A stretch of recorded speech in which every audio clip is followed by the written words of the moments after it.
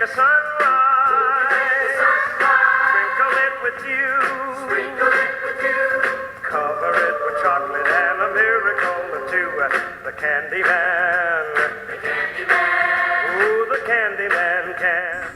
Jerry, I was fortunate enough to know him. You know, it wasn't a very long time that I knew him here. But like I say, you didn't need to meet him too many times to know exactly what kind of guy he was. I get a little emotional even just thinking about it, because it's, like I said, it's a family, and I feel like he was part of my family. Oh, did you hear about Ole? Well, he was walking down the street one day. Oh, here. Okay, I'll change it to a joke that I know. It's like, well, Ole's mom was out by the seashore, and she had her grandchild out there, and like a big wave came in and you know, washed the kid out to sea. And then she goes, "Oh Lord, bring him back." And a big wave comes in and brings him back, and she looked down and he goes, "He had a hat." That's it. We could tell you funny stories about the Christmas party. And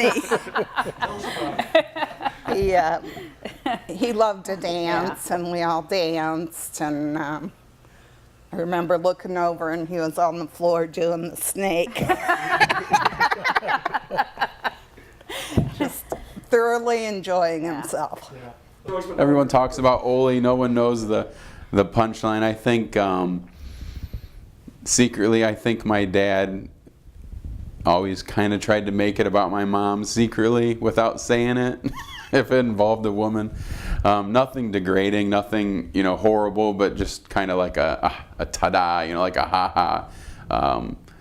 And maybe I was the only one that saw that because I lived under the same roof with them. We had this machine called a scoring machine, and it was a machine that slit the backer on the decals, and you fed these sheets in, one at a time, and it was a really boring job. So you'd have this big stack of decals, and you're feeding it in. And I remember sitting there with my hand on my hip doing this, and he walked by, and he goes, "2 hands, you can do it with 2 hands." So I was like, okay. So I was doing this, and then he took me aside later and he goes, "Now, by the way," he said, "a lot of times I'm going to yell at you for something that you probably didn't even do. Probably the guy next to you did it, but I'm going to yell at you just to make an example of you." So just wanted to let you know that. Back in 2001, my mom was dying, and I was having a really rough day, and he came out and talked to me, and I'll never forget that. And then she died a few days later, and he was there for the funeral, and the funeral was in Plymouth. It was during the week, and he took the time to take out of his day to come and pay respects to my mother, who he'd met a few times, but I mean, that was just the kind of person he was. There is one story about Jerry that I would like to share, and this was several years ago. It was shortly after I started here, and I used to come in every once in a while in the evening later, and one time I came in, it was pretty late. It was going on 11 o'clock. No lights were on in the plant, but I knew somebody was here, so I didn't really know what was going on. And as I walked back into the area that we're in right now, there was one light on. There was one light on this die cutter right here. And I heard the die cutter running, and I still didn't know what was going on.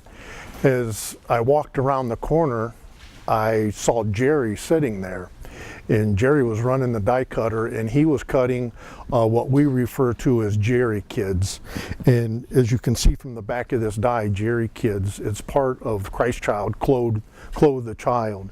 And it's something that we have done for years, and something that is very close and was always close to Jerry's heart was helping others out, and one being children. And so every year, that's what we do. We offer our service to cut the Christ Child dolls that are put out by Martin Supermarket and offered for some of the local children. So just a neat story, and that is basically what exemplifies Jerry's heart, his kindness, what he has done for many other people in the community. We found some old joke books of his when we cleaned the office out, and it was about Ole. So it wasn't like he made that up. He was using others' material, but I can remember vividly watching him walk the production floor with the candy, the mints, and telling the joke, asking how somebody was doing, presenting them with their piece of candy for the day, and just wishing them well. And I think that's genuine right there.